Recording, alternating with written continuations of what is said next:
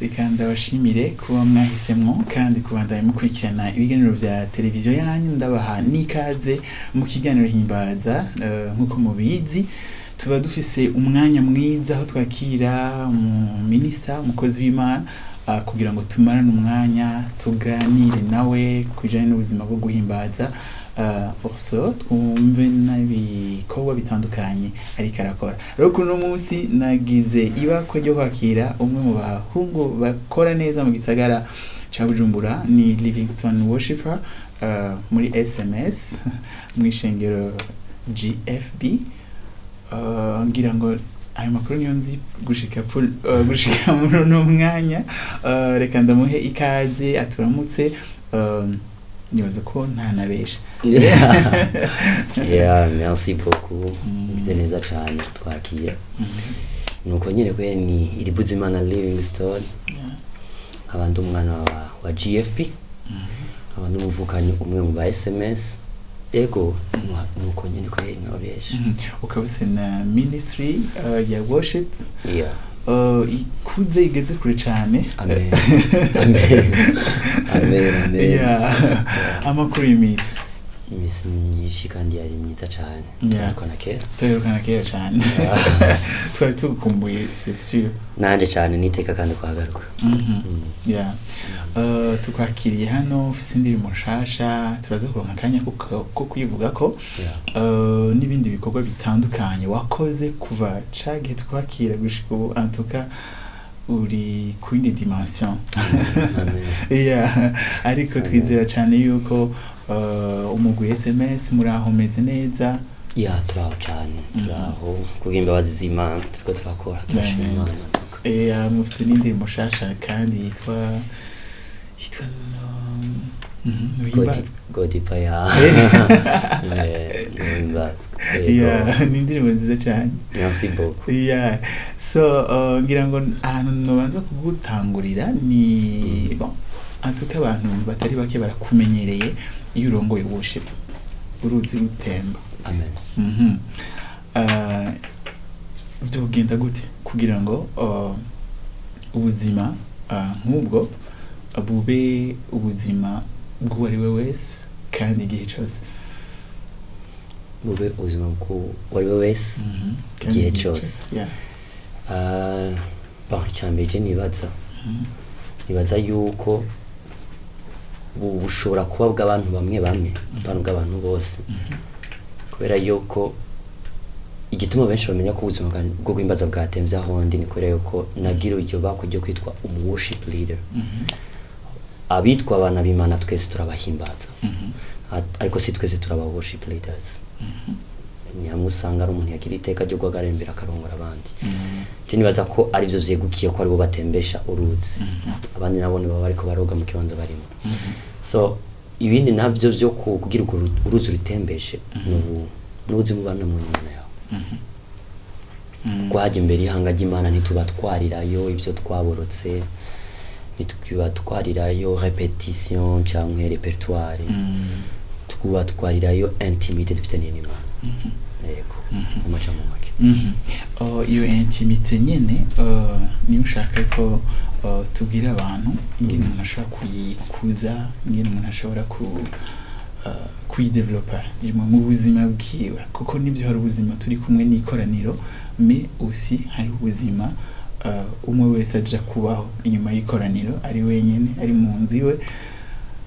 Bigenda gutibanga riri he, kuko nivyo nkuko bivuze si ibintu umuntu afabrika immediatement mu ikoraniro, ariko bivana intimité. Iyo intimité umuntu yidevelopa gute? Ngerageje kuvuga amajambo make, urabizi yuko umugore n'umugabo bagira umunsi uraho umwe babitangariza amahanga yuko bahise mu kubana babiri. Ariko imbere yuko babitangariza amahanga hari igihe babanza kwanza kuvyitangariza kuri bo ari babiri. Umwe arahitamo kumurondera, then akamumesha kiri mu mutima. Byo nawe ne acumvise akacakira. Acakirana bivana n'ibikorwa uyu muntu amwereka. bivanye n'ukungene umuntu amwitwararika so plus amwitwararika plus uyo muntu yubumenga yosezera biwabo plus uwo muntu amenya amakuru yo mu ijoro no ku mugatondo plus uwo muntu bati misanzwe je harageze yuko nsezera papa na mama nuko nyene hari ubwoko bw'abantu batebana n'Imana Imana ikabiri ready gusiga isi yose kubw'uwo muntu ko ibizi neza ati uyu muntu ndamuronse mba ndonse isi yose rero les adorateurs bategerezwa gutebana n'Imana ku buryo bw'uko Imana yiyumvira gusiga abandi ikagumana nabo kuko ibizi neza ati aba bantu ndabaronse ndaronse ishengero ryose igituma mu rushengero ry'Imana hatabitangaza biba cyangwa usanga hatakaruko atamahoro atakubuhoka atamunezero sikuri ko abapasiteri batakora oya ni kibazo cuko l'atmosphère ya adoration irakihanirwa mu bantu yo nayo ntizanana n'ishengero ryose izanana n'uwashinzwe icyo gikorwa ubuhimbaza amen Bibiliya irikiravuga ivuga ngo mukoreje kuba ihanga ry'abami n'abaherezi nivyo yari kivuga umuntu wese umwana w'Imana ko ibango ry'ubuherezi ritari specific ku bantu bakenya ariko riri ku bantu bose ni gute iryo bango abantu bo ryakira bakarigenderamo bakaribamo ku buryo turonka nayo ma resultat tuba twifuza ngerageje kuzishura n'isezerano rya kera umuherezi yabari umuntu aserukira abandi rabitahura mugabo mu isezerano rishasha abantu benshi bibaza ngo nibo babiserukiye yamara sivyo ibanga ry'umuherezi ni umuntu agenda gushikana quelque chose devant Dieu ushobora kuba utari pastor mugabo urashobora gushikana famille yawe ushobora kuba udafise famille urashobora gushikana akazi kawe kuba umuherezi bigusaba kuba uri umuntu ugororotse ukaba uri umuntu wera ntushobora kwinjira ahera utagororotse ushobora kwinjira ahera utaruwera kuko mu isezerano rya kera wacupfa na bugingo n'ubu ntibirahinduka winjiye udatunganya urapfa na niyo mpamvu twe dushikayo tutafise n'ubwoba ko dufise ugutungana kuzana no kwizera umwami wa Yesu Kristo rero twese ubu turashikayo ko twese ubutwara hawe ico dushikana imbere y'Imana amen mugabo yamara kare si bose barafite icyo bashikana imbere y'Imana rero igituma twese twitwa abaherezi mu mwanya ni ko Imana igihe twayakira tukakira umwami wa Yesu Kristo muri twebwe twakiriye ikintu dufise twashikana imbere y'Imana it's because we carry something to give turafise ikintu kirindana dushobora gushikanira Imana niyo mpamvu Imana yaciye twemera ko twitwa abaherezi amen wow ni ikintu ciza ni ikintu ciza cyane uri kurasoma amajambo y'Imana kandi ukabona uvuze abaherezi uvuze umuherezi urumva igicaniro urumva igicaniro kandi Imana ikaba yankuhajije abaherezi ati cyo gicaniro ntikize cigere kizima ivyo onya ubitahura gute bo bibwira ko iki abariko bakurikirana ikiganiro ego urabona turakiye kumenya yuko hari itandukaniro rinini cyane hagati yacu n'isezerano rya kera isezerano rya kera umwana w'umuntu yaratse igicaniro na niyo mpamvu habaho igihe cyawo caka n'igihe kizima ariko gituma twe turi sanse ko kitazima ni kubera yuko Bibiliya ivuga ati ngo mpemu yera asengera muri twebwe niwe yatsa igicaniro muri twebwe niwe yatsa uwo muriro muri twebwe rero reka ndabereke ku gicaniro na ahantu hambere vyoroshe yuko batahasuka amazi kuko hashutse amazi ibintu ntivyaka mugabo uribika ko umugabo yitwa Eliya gicaniro ciyo barase kwa amazi mugabo umuriro uraza igituma vyatsi ni kubera ko utari umuriro watwa n'umuntu wari umuriro watwa n'Imana rero niyo mpamvu twege twakiriye umuriro watwa n'Imana udashobora kuzimwa na situation udashobora kuzimwa na crise économique idashobora kuzimwa na n'ukunge n'abavyeyi bavuye mu mubiri cyangwa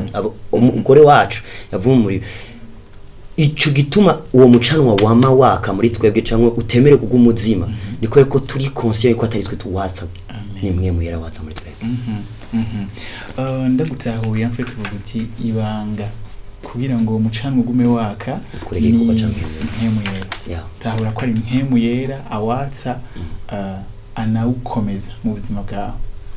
Hanyuma umuntu adevelope ubucuti namwe mu w'Imana rwose ya intimite iragarutse. Yeah. Amen. Turiyecari mu kiganiro Himbaza, ngira ngo muriko murafashwa n'ano majambo aho ariko aratuganira papa y'ibango ry'ubuherezi, ibango ryo ryahamagarira umuntu wese wizera umaze kwakira Yesu Kristo nk'umwami n'umukiza w'ubuzima bwawe, immédiatement automatiquement winjiye muri office. Nabwo no buntu bukomeye budasanzwe. Amen. Budasanzwe. Guhimbaza Imana ibaza ko ari privilege. Hari akarimbo nkunda ka Snatch yavuze ngo it's a nibakwe ati nibakwe guhimbaza Imana yacu. Reka tugaruke kuri kwikorwa kwibango, tubwire kuri album yawe. Dufise album nshasha, iracana nshasha yasohotse muri uno mwaka.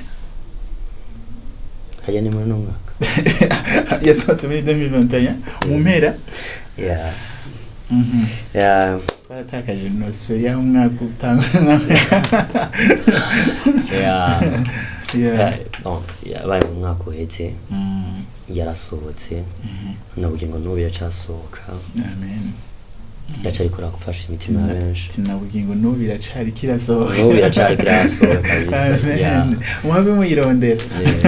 Kirasohoka bugingo no. Yitwa gute album? Yitwa Now album. Now. Amen. Nta wundi muntu ari hagati yacu nayo gusa. Ni Imana. Bon, en général, ndumva yuko bon, ifise message ikomeye wari kutubwira kujanye na intimité. Ucivuga iyo titre ya Je nawe, ngira abantu baca bumva exactement ico uri kuravuga. Wari kuvuga iki muri iyi album? Nubuhe butumwa en général buri muri album? Iri mu indirimbo zingana gute? Izibona n'izingahe? Yes. Nari kunganira n'umwami wanje. Ndafise nk'imwe canke zibiri. Naba naraganiye n'abandi bantu. Mugabo hanini iri vertical. Naraganira n'umwami wanje. Ndamubwira ibiri mu mutima. You know, sometimes abantu benshi nkabizi. Jambo ry'Imana ravuga ati ngo sing a new song, go create melodies, to sing psalms, murimbe zaburi zanyu nshasha, mu create ama melody muri mwebwe. Hariyo zaburi jewe ntararirimba we wasohoye. Hariyo zaburi wo wasohoye Dawidi nubwo yo yaranditse gutatigeze yandika. Rero nico umwama nezerere ko mugihe tumuhaye biturimo. Amen. Rimwe na rimwe abantu benshi barihenda bakaba bibaza yuko indirimbo tuzisohorera abantu. The worshipers we sing for our God. By his grace araza gakora mu mitima yanyu biciye mu ndirimbo zacu. Yamara intego yacu cyane ntibari gukora ku mutima y'abantu, bari gukora ku mutima w'Imana. Amen. Niyo mpamvu twe twitwa the worshipers. Iyo bishitse nawo tukaronka message kuri abo bantu, urayumva ko iri vertical kuba ku muntu. Nga iri vertical ku Mana, target yanje bari gukora ku mutima w'Imana. Aharabwiye ati my son wankoze ko success yanje ha. Rero iyo album iri vertical ku mwami wanje, ndaganiza umwami wanje ivyo nkeneye, ndambwira ivyo namushimira, nkanamusenga. Yego. En même temps ubikora pour toi, ongera ubikorera n'abandi. Yego. Kuko si nibaze ko atari bose twama tubivuga, ariko bon si bose bari bandika. Mugabo barafashwa n'aba worship leaders. Nk'ubunya intego yawe gukora iyo album, nivyo ukifise utarayisohora, en fait c'était pour toi. Tu chantais ça, ndabizi yuko wari uzimaranye imyaka uziririmba uzikoresha, ariko ufata une décision yo kuzijana muri studio ufise un objectif. Yari objectif mbaye clair. Mbaye clair nuko jewe album kuisohora sinayisoye ko ndayishaka kuisohora kuko sinafise programme kuisohora. Ozantu yanje abantu bari babitse na gahunda nafise gusohora album jewe. Wapi indirimbo zanje zose nazandikira mu cumbi wanje ijeje nyene naziririmba cyangwa nkazirimba ku rusengero. Numva umenga it's enough. Umwama aca mu muntu uwo muntu ngo wati ngo je Imana isavye yuko ndakwiza amafaranga ya album directement chavuga ati si mwami yashatse ko ndabasori ino album yeko mwami sori vyaye camenya directement yuko umwami ashaka yuko namahanga yandi ahimbaza biciye mu byo nanditse ariko was not my target. My target was to sing for my God. Yeah. Wow, it's ni kintu gikomeye cyane. Ije nawe nyero yari private. En fait hari gihe umuntu agira mu bihe wumva umenga nta wundi muntu ashobora gutahura atari Imana. Wumva umenga nta kindi kiriko kirakujyoye muri uno mwanya. Wumva umenga usangije umuntu ntashobora kubitahura nkuko bitahura. Natereka ndabishikanira Imana, hama Imana niyashima ko nundi muntu nawe naza kumfasha. Iraza kumurondera. Reka turi imbere gatonya kuri Jena. Okay. Akana kanya kanje nawe Gami shaka kukubwira ukungene gegwa n'urukundo rwawe nivyinshi umworera umwana w'umuntu azoshobora nivyinshi umworera Mana umutima wanje wuzuye indirimbo y'urukundo kugikorwa c'umwuzuzo wakoreye Golgotha umutima wanje wuzuye indirimbo y'urukundo kugikorwa c'umwuzuzo wakoreye Golgotha mwami gukundisha umutima wanje gukundisha umutima wanje wose gukundisha umutima wanje gukundisha umutima wanje. Hallelujah. Akana kanya kanje nawe. Amen. Wow. Wanditse okay. Watubwiye ko uzandikira mu cyumba. Yeah. Ni indirimbo zingana gute kuri album? Indirimbo 11. Okay. Pour le moment izibona zingana gute? Iziri muri album zimaze kubona ni zibiri ni imwe y'amaparole. Okay. Wow. Hanyuma abantu feedback kuri album yawe zimeze gute, intahe tifashe gute? Shaho mwamara bivanzemo cyane. Mwamara birimo cyane. Intahe nyinshi kandi ni nziza gose. Hari bamwe bari ko barakomezwa. Hari abandi bari ko bararyoherwa gusabana n'Imana. Ya hari mu témoignage y'indirimbo umva umuntu akwandikira akubwira ati iyi ndirimbo niyo mba numva neza namanutse tabyizikira kandi nk'ibisi ndayishizemo imisi yose cyane umenga ndasuye kandi kwizikira no kwizera Imana. Wow. Amen. Ukaca wumva umenga biguteye intege bikaba birusha umenga woronse umuliyoni. Yeah. Iyo testimony kaba ikomeye cyane. Yego. Wow. Hanyuma après ton album iyandirimbo wasohoye amashusho isohotse vuba yasohotse kuri anniversaire yawe. Joyeux anniversaire. Merci beaucoup. Kubera ko wayisohoye kuri anniversaire yawe. Evan. Niko navyumviriye. Yumviriye kubera yuko ijya ndirimbo ni nisengesho kuri jewe. Abanyegereye barabizi kungena ijya ndirimbo ihimbara umutima wanje nisengesho yiwanje ku Mana bivanye n'ivy'umwami yo baravuganye nanje. Rero camvuga ati kubera ko ku munsi umwami anyongeye undi mwaka wo gukora ngaha kwisi kandi ndayisohore. Aba ari ryo sengesho abanyegereye turisangire hamwe. Very powerful. Okay, turi vera mu minota ya nyuma y'ikiganiro. Sinzi ko hari ikintu wumva tutavuze wifuza gusangiza abariko bakurikirana ikiganiro, urashaka kugitanga? Umenga ni bibiri. Icya mbere nuko iyo ndirimbo warambwiye iri kuri YouTube unyuma tuvugana, bashobora kuja kwiraba. Nizera ko umuntu wese azakwiraba izavugira ikimaze mu buzima bwiwe. Hari ikindi kintu kidasanzwe umuntu azakora kuriwe. Hama icya kabiri notanga uvumenga nabwira ishengero ryo mu Burundi yuko umwami wa Yesu Kristo agaje. Amen. Kandi ko Yesu akiri ku ngoma yiwe mu makoraniro yabera hategezwa ku indirimbo nshasha. Sing a new song for the Lord. Muri indirimbo nshasha ku mwami. You know, big man now umuririmbyi.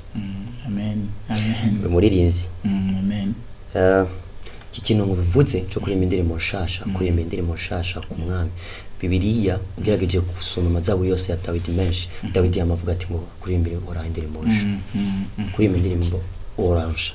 Ntukanezerererwe yuko uzokwa muririmba mu cumba indirimbo album wasohoye mu mwaka wese. Na niyo mpamvu abatwitanguriye ubabajije neza muri stock yabo bafise indirimbo zirenga 30. Ni vyari vyiza kuririmba kantike, ariko hari yindi ndirimbo nsha ikirasohoka muri uwo muririmbyi w'wanyu muririmbo mu makoraniro yabera. Vyari vyiza kuririmba indirimbo ya Polinere, ni nziza cyane, ariko indani harimo indi ndirimbo y'umukirisu umuririmbyi akiri inyuma mugabo yanditse mugabo nisha uhora arakeneye indirimbo nsha ku gicaniro. Niyo message numva notanga ku mubiri wa Kristo mu Rwanda. Turirimbira indirimbo nsha uhora. Amen. Wow. Yes. Oh, turirimbire umwami indirimbo nshasha. Mugende murondera iyo album. Iyi album yawe yironka gute? Ni indirimbo 11 harimo indirimbo nshasha. Bon, tuzi ibikorwa byinshi cyane muri iki gihugu byinshi cyane. En tout cas vraiment ishengero ryo mu Burundi riko ritabwaho cyane. Hari ugwaruka ruriko rurakora kandi utera intege. Hari ama album atari make, hari indirimbo nyinshi cyane ziriko ziraboneka muri kino gihe. En tout cas ishengero ntirikiri mu bugaragu. Ndibuka igihe twakora ikiganiro cagiye cambere. Twarabona vraiment hari inyota, ariko ibintu byinshi byarahindutse. Amen. Cyane rwose. Abifuza album yawe bayironka gute, bayisanga hehe? Ego ndabandusha kwasigira contact. 61 906 982 61 906 982. Urondeye kuri iyo nimero album arashobora kwironka. Yego. Amen. Nuko tugushimire cyane kwa wabanye natwe muri ikiganiro. Merci beaucoup mon frère. Byari byiza kandi wazisangije ibintu byiza cyane. Amen. Merci beaucoup. Mwagize neza kutwumvira. Thank you. Turamukije n'ishengero ryo muri GFB. Wow. Ndabakunda aho bari Pastor Stanley Azupradiko Jahata. Amen. Yes, n'abandi ba ministers batandukanye. Hanyuma dushimire namwe mwabanye natwe kuva mu ntango gushika mu mpera kino kiganiro. Reka tubashimire cyane mushishikare gukurikirana ibiganiro bya televiziyo yanyu. Mwibuke no kuja kuri YouTube na Facebook. Imana ibahezagire ka Himbaza tuvuge tuti nawe utaha. Bye bye.